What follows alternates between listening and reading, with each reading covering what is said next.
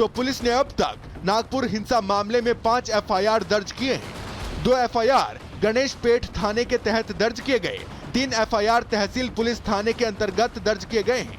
VHP कार्यकर्ताओं के खिलाफ भी केस दर्ज किया गया है।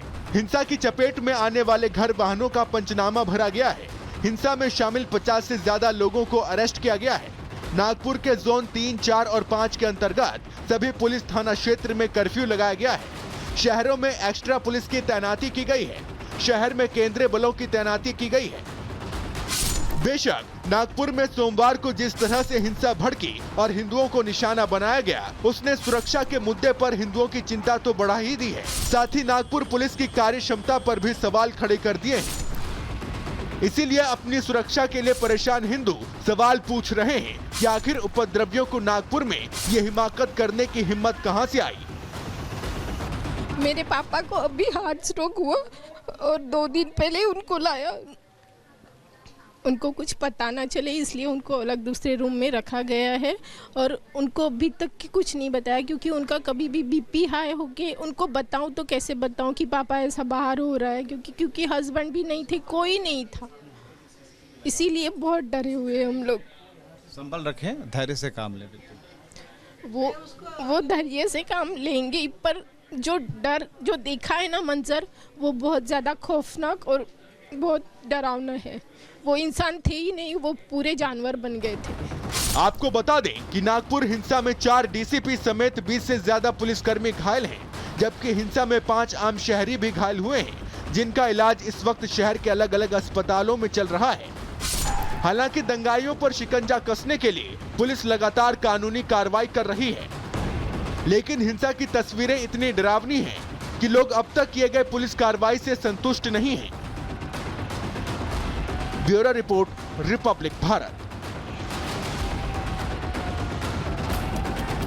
तो हिंसा में कितना नुकसान हुआ है वो भी हम आपको बता रहे हैं। 5 कारों को नुकसान हुआ है, आपने देखा गाड़ियों को जलाया गया है। एक क्रेन भी वहां पर खड़ी थी, बुलडोजर पर भी किस तरीके से उसे नुकसान पहुंचाने की कोशिश की गई है। तमाम जो सरकारी गाड़ियां थी उसे आग के हवाले करने की कोशिश की गई, तोड़फोड़ की गई। कई सारी बाइक्स ऐसी थी जिन्हें पूरी तरीके से ध्वस्त कर दिया गया। 5 गाड़ियों की संख्या ये निकलकर सामने आ रही है, जो हम आपको बता रहे हैं सिलसिलेवार तरीके से कि आखिरकार किस तरह से उपद्रवियों ने उपद्रव यहां पर मचाया था। तो हिंसा के पीड़ितों ने भी एक बड़ा दावा किया है और साफ तौर पर यह कहा है कि रामनवमी की तैयारी को देखकर उनके घरों को दंगाइयों ने निशाना बनाया और उसके बाद उनके ऊपर हमला किया गया। देखिए। मैं तो मेरा बर्थडे इस घर पे हुआ है। मेरे पापा के आज हमारे को कम से कम 60 साल से ज़्यादा हो गए। हमारा खुद का मकान, इसको फिर हमने डेवलप कर बनाया है। हाँ। अभी तो यहाँ पे हमको 60 साल, मतलब मेरा बर्थडे यहाँ पे हुआ है। तो ये कैसे घटना हुई, कैसे जो है आग लगाई गई, आपको कैसे टारगेट किया गया, जानबूझ के आपको टारगेट किया गया? जानबूझ के टारगेट मीन्स मेरे कहने का मतलब ऐसा नहीं कि जानबूझ के, लेकिन उनके दिमाग पे जो बात आई। हाँ। कि यहाँ पे जो झांकियाँ वगैरह रखी थी। हाँ। हमारे चंदू भैया जो झांकियों का काम करते हैं, रामनवमी की शोभा यात्रा निकलती तो पूरी भगवान की झांकियाँ वगैरह बनाते, तो उनका सामान यहाँ रखा हुआ था। हाँ। मेरे दिमाग की जो सोच है कि उनका ध्यान क्या कह रहे ये ज़्यादा है, मतलब ये कुछ ज़्यादा पक्के हिंदू दिख रहे हैं या जो भी है, तो उन्हें वो तो यहाँ पे आप कह रहे हैं कि यहाँ पर रामनवमी को लेकर के झांकियाँ ये भैया रामनवमी की झांकियाँ बनाते हैं। निर्माण का काम होता है, मेरा काम है झांकी निर्माण कर। मैंने कहा रामनवमी की जो शोभा यात्रा निकलती है पोद्दारेश्वर राम मंदिर से, वो झांकी निर्माण का काम मेरा है। मेरे पास 5 से 6 झांकियाँ रहती है। मैं डेकोरेशन बना के, यहाँ गरुड़ जी की मूर्ति थी सामने में, यहाँ फ्लैग्स वगैरह, इन लोगों को सबको मालूमात है कि मैं यहाँ झांकियों का निर्माण करता हूँ। इन्होंने पहले गीतांजलि टॉकीज पे यानी दंगा फसाद किया गया, उसके बाद में इधर से आके इन्होंने सबसे पहले सीसीटीवी कैमरे को यानी ब्रेक किया गया, फोड़ा गया। उसके बाद ये डेकोरेशन वगैरह निकाल के, गाड़ियाँ निकाल के जलाने में ये किए। उसके बाद हमारे गली का जो दरवाज़ा है तोड़ के हमारे घरों में यानी घुसने की कोशिश की। पेट्रोल बॉम्ब बना के उन्होंने घरों पे फेंके, ईंटें पत्थर फेंके।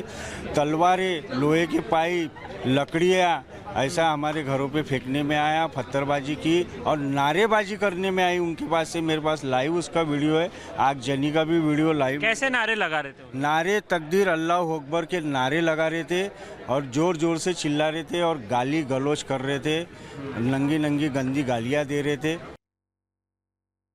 बताने के लिए तो ऐसे बहुत कुछ बातें हैं, पर डरावना बहुत ज़्यादा है। 7:30 पौने 8 बजे की बात है ये। गली के कॉर्नर पे बहुत सारा मॉब था, उन्हीं के लोग थे, उनकी ये चल रही थी। वो किसी को जाने नहीं दे रहे थे, सब हिंदुओं को बोल रहे थे चलो निकलो यहाँ से, हटो यहाँ से। मेरी बच्ची कॉलेज से आ रही थी, मैं उसको लेने के लिए बोली तो ऑटो वाले को बोला अगर तू अंदर घुसा तो तेरे को काट देंगे। ये कहा उन्होंने? हाँ, यानी तू जिंदा वापस आएगी कि नहीं ये हम नहीं बता सकते, इसलिए तू जा मत। पर उन्होंने निडर होके बच्ची को छोड़ा, मैंने उसको लिया और वैसे ही दौड़ते दौड़ते घर में आए। जैसे ही घर में आए वैसे ही मॉब आया और मॉब के पास बहुत बड़ी बड़ी लकड़ियाँ थी, पत्थर तो बहुत ज़्यादा थे, बहुत इस पे थे और पेट्रोल था उनके बॉटल्स थी उनके पास पेट्रोल की। गाड़ियाँ फोड़ते हुए आए। ये कूलर के ऊपर एक जन चढ़ा, वो कूलर पूरा पीछे लिया उन्होंने और वहाँ से हम लोग दिखे, हम खिड़की में से देख रहे थे तो कांच और पत्थर हमको मारे। और फिर वो होने के बाद ये दरवाज़ा बंद था तो दरवाजे को लात मार रहे थे, लकड़ियों से मार रहे थे।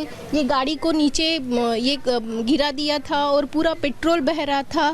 फिर हमारे हिंदू बच्चे आए, उन्होंने वो अंदर डाली गाड़ी और बोले नहीं तो आग लगा देंगे, कुछ भी कर सकते हैं वो लोग। इसीलिए बहुत तनाव था, बहुत ज़्यादा। नहीं, आपकी आवाज़ में भी एक डर दिखता है। मैं अभी भी डरी हुई हूँ क्योंकि मेरे आंख पे रोंगटे आ रहे हैं, क्योंकि वो पूरा सीन मुझे मेरे सामने मेरे को दिख रहा है। मेरे हस्बैंड कोई नहीं था, कोई घर में नहीं था और किसी के घर में कोई हस्बैंड, किसी के हस्बैंड नहीं थे, यानी जेंट्स में से कोई नहीं था गली में, सब औरतें थी। बहुत डरावना माहौल था, बहुत ज़्यादा। मैं वीडियो बना रही थी यहाँ से जब उन्होंने कूलर सरकाया, वरना कुछ लोगों के चेहरे आए उसमें। वो जो माहौल था, मैं शुक्रवारी तालाब से यहाँ तक जो आई वो ऐसे जान हथेली पे लेके, क्योंकि हमारे आजू बाजू से पूरे वो लोग जा रहे हैं, उनके नारेबाजी चल रही और जाने नहीं दे रहे वो लोग, रास्ता अड़ा रहे हमारा। वो सीधा बोल रहे कि तुम लोग अगर वहाँ चले गए तो तुम्हारी जान बचेगी कि नहीं हम गारंटी नहीं लेते, जाओ ही मत बोले। हमको उधर साइड चेंज कर दिया, बट फिर हम लोग आ गया जैसे तैसे। यहाँ 800 से ज़्यादा की पब्लिक मेरे को नज़र आई, जो बहुत खौफनाक माहौल था। फिर वहाँ से हम धीरे धीरे घर आए। जैसे घर आए वो लोग आके आक्रमण करना शुरू, वो गाली गलौज कर रहे हैं, बहुत तोड़फोड़ की उन्होंने और वो डरावना माहौल हो गया था बहुत ज़्यादा। मेरे पापा को अभी हार्ट स्ट्रोक हुआ और 2 दिन पहले उनको लाया, उनको कुछ पता ना चले इसलिए उनको अलग दूसरे रूम में रखा गया है और उनको अभी तक की कुछ नहीं बताया, क्योंकि उनका कभी भी बीपी हाई हो के उनको बताऊं तो कैसे बताऊं कि पापा ऐसा बाहर हो रहा है, क्योंकि हस्बैंड भी नहीं थे, कोई नहीं था, इसीलिए बहुत डरे हुए हम लोग।